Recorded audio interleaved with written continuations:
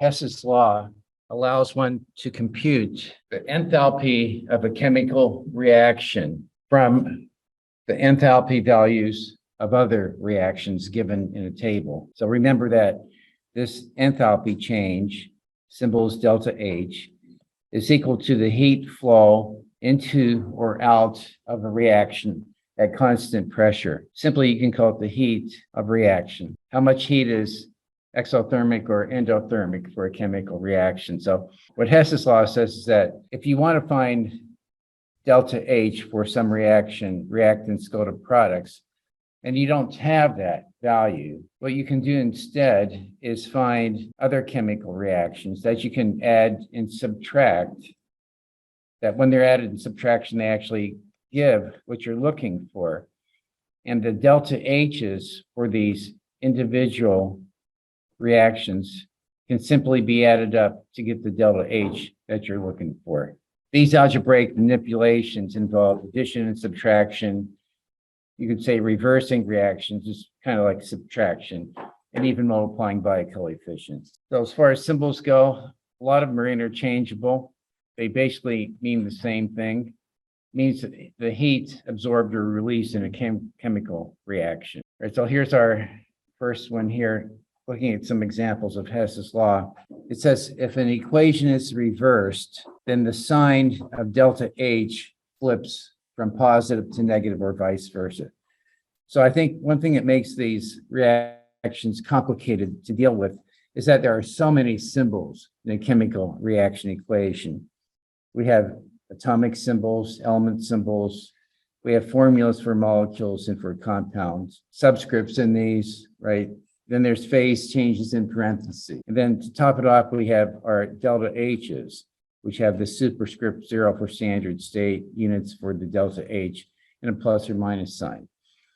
But if you can kind of see through all these symbols that make kind of a forest and look at the general picture instead, if we reverse this reaction, that means we switch or interchange or flip the reactants with the products. So this product CO2 then becomes the reactant, and the two original reactants become products. Now, the left side are still reactants and the right side are still products. When we reverse the reaction, we simply change the sign of delta H. Here, it's given as a negative 393.5 kilojoules. In the reversed reaction, it's 393.5 kilojoules. Yes. So number two, we can multiply a reaction by a coefficient. And if we do that, we multiply delta H by that same coefficient. So in my first example, we have H2 plus 1/2 all 2 goes to H2O. So I multiply 3 is my example. All right, so if I multiply this by 3, I multiply every single reactant and product coefficient by 3. H2 becomes 3H2, 1/2 O2 becomes 3/2 O2, and H2O becomes 3H2O. And you can only do that with coefficients. You cannot change any subscripts. That would be changing the compound. So when I multiply this reaction by a 3, then I had to multiply the delta H by a 3 to get minus 857.4. So here's our first example of Hess's law. Let's say that we want to find the enthalpy change for A going to C. What is that delta H? Only we're not given this A to C reaction. Instead, we're given A to B, whose delta H is 30, and B to C, whose delta H is 40. So the way that you can start these is simply write the two reactions that you're given like you're adding them up. So it wouldn't matter which one you did first, but I did A going to B and then B going to C. I put an addition line and a plus sign. And to the right, I wrote the given delta H values, which are 30 joules and 40 joules. Now we're looking for the reaction A going to C. So what I'm going to do is just try to add these two up as they're given. And if I look at the addition, because I have 1b on the right and 1b on the left, just like in an algebraic equation, they're going to cancel out on addition. So I'm left with A going to C, which is what I'm looking for. Okay, so adding these two reactions gave us what we're looking for. Therefore, we can add the two delta H's to get 70 joules for this reaction here. All right, so then here's another one. This time we want to find the standard enthalpy change of delta H 0 for A plus B going to C plus D, given B going to C, whose delta H is 50, and A going to D, whose delta H is 70. We could add these up. We could start by trying to add them up. We'll write A going to D, that's 70. The order isn't important. B going to C is 50.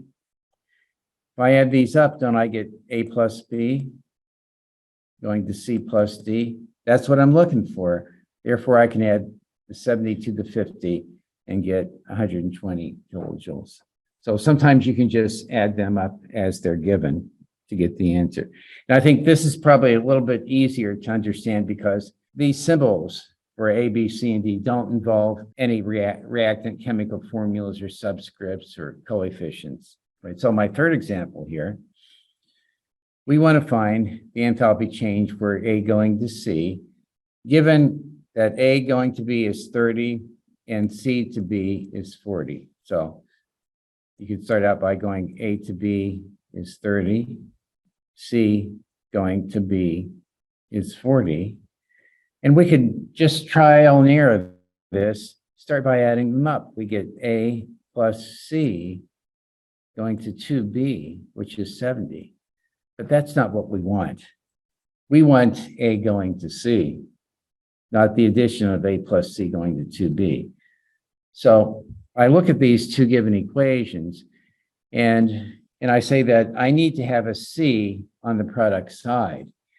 In my second equation, I have a C, but it's on the wrong side. So I'm going to reverse this second equation before I add. And when I do that, the 40 is going to change to negative 40. Well, I've done that over here. I left the first one as it is because we need an A on the reactant side. So I left this one alone, stays 30. But I reversed C going to B going to C. And then I had to change the sign of the 40 to negative 40. Now, when I add these two up, I have 1B on each side. Those two are going to cancel each other out. And I get A going to C. Now I can add 30 to the negative 40 and get negative 10 for delta A. Does that kind of make sense to you? All right, so then here's the third example. And so this one is so much more complicated just because of all the symbolism that's given here. We have fractional coefficients, phases, gas and solid, subscripts and compounds. This is the reaction whose delta H we're looking for. And we're told to find the delta H by somehow combining these two given reactions. C plus O2 goes to Cl2, delta H1 is minus 393.5 kilojoules. And the second reaction, Cl plus 1/2 O2 goes to Cl2, whose delta H is minus 283.0. Well, we could just trial and error this. We could just put an addition sign. We could put a plus here and put a plus there. If we add these up, we're going to get a CS.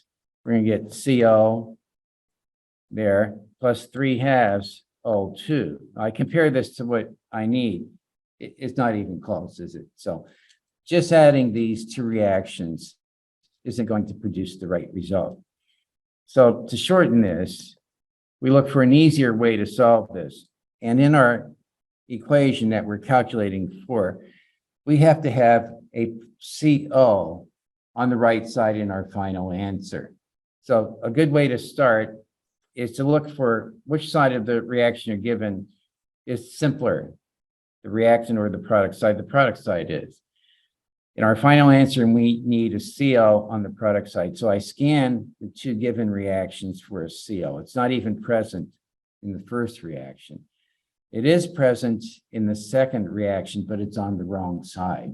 So there's our clue. That's probably going to give us the answer. We're going to have to reverse the second reaction before adding it to the first reaction.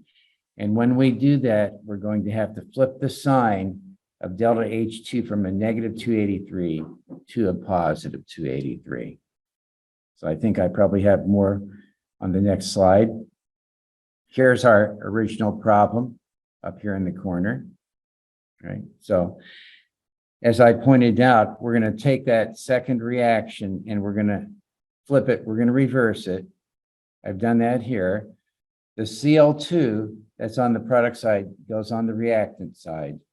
And then the reactant Cl plus 1/2 L2 now appear on the product side. So I've shown the reversed reaction as a separate step here, which you wouldn't need to do. And the delta H2 flipped from minus 283 to a positive 283. I rewrote one here. It's the same as what we had to begin with. And here's the reversed second reaction. I call it 2' now. Now I'll see what will happen if I just add these up. We know that in our final answer, there's not even a Cl2. And we have Cl2s in 1 and 2. They're on the same side to begin with. When we flipped the second reaction, the Cl2 went to the reactant side. Here it is here. Now we can see that we have 1 mole of Cl2 in the first reaction on the product side and on the reactant side in the second reaction. So the Cl2s are going to cancel out when we add these up. When we add them up, we bring the test down. We have an O2 here and a half L2 on the other side. O2 minus 1/2 L2 is a half L2. So we have a half L2 left on the reactant side. And then on the product side, the only thing that we have left is a CO. We compare this to what we need. It's exactly what we want. So therefore, we can add the delta H given for the first step to the negative of the original of the second step, which now is a 283. We add them up and we get a negative 110.5 kilojoules. It might be tricky for you to combine these fractions for the L2. So I have this over here. L2 on the left side, you're adding a negative 1/2 L2 on the right side. So it's like 1 minus 1/2. That'd be the same as 2 over 2 minus 1/2, or 2 minus 1 over 2, 1/2. Or you could just see it. You probably see one of these on your test. It'll probably be a 5 or 6 pointer, not a 10 pointer. A fourth example, we want to find delta H for this reaction by combining this time 3 reactions. And I have a new homework assignment up there on Canvas. I think it's due around the 20th, and you'll have a Hess Law problem there. The quick way to try and find an answer is to look on what you're calculating for. Look on the side that's simplest. That's going to be the product side. There's a C2H2. And we're going to scan for it in the 3 reactions that were given. Here it is in the first one. It's not in the second or the third. But in the first reaction, it's on the wrong side. We're looking to have C2H2 in our final result on the product side. So we're going to have to reverse this first reaction, put it on the product side. When we do that, we're going to change that negative to a positive. What else can we do? When we look in what we're given, we need to have 2 carbons in the solid state on the reactant side. We find it in our second reaction here, but there's only 1 carbon there. So why not multiply this second reaction by a 2 to make a 2 carbon, a 2O2, and a 2Cl2. And then we'll rewrite those equations and see what happens when we add them up. Here's the original problem up here. I reversed the first reaction, so 2Cl2 plus H2O is now on the left side. The C2H2 plus a 5/2 L2 is on the right side. And we flip the negative 1299.6 to a positive 1299. You don't really need to put these symbols there. Just put the result, which is a positive 1299.6. I took the second reaction, I multiplied by a 2. So 1 carbon becomes 2, 1 oxygen here becomes 2 here, and 1 Cl2 now becomes 2 Cl2. And don't forget, we're going to have to multiply that delta H by 2 as well. 2 times negative 393.5 turns out to be negative 787. I'll stop there because there's a lot of complexity that we've introduced. Let's see what happens if we just add these 3 reactions together. We're going to look for some things that are canceling out. We need to have the same formulas on different sides of the reaction and the same coefficient to cancel something out. Notice that we don't need Cl2 in our final answer, so we're hoping that it cancels out. So in the first reaction, we have 2 Cl2 that cancels 2 Cl2 on the opposite side in the second reaction. We don't have water in our final result, so we're hoping that the H2O cancels.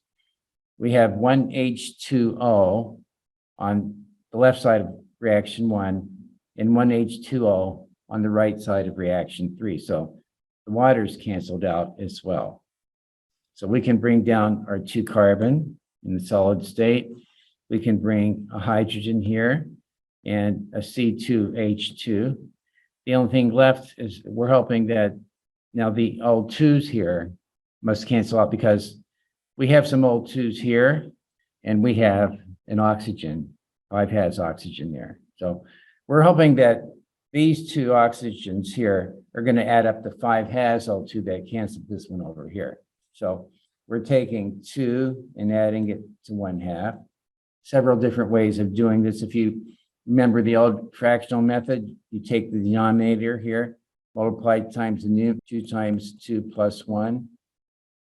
You're going to get 5 halves. Or a sleeker way, doing fractional addition, 2 plus 1/2, would be the same as 4 over 2. 4 over 2 is 2 plus 1/2, which is 4 plus 1 over 2, which is 5 halves. Long story short, these 2 add up to 5 halves O2. Those 2 are going to cancel that. We don't need to have any oxygen in our final answer, which is what we're looking for up there. So therefore, now we can just add these delta H's, a positive to 2 negatives, we get a positive answer. This won't be the most important thing on your next examination, okay? I'm putting together a big review for you with a video. Once I make the test, I'll tailor that review to get close to the test. So I think this is Hess's Law, okay?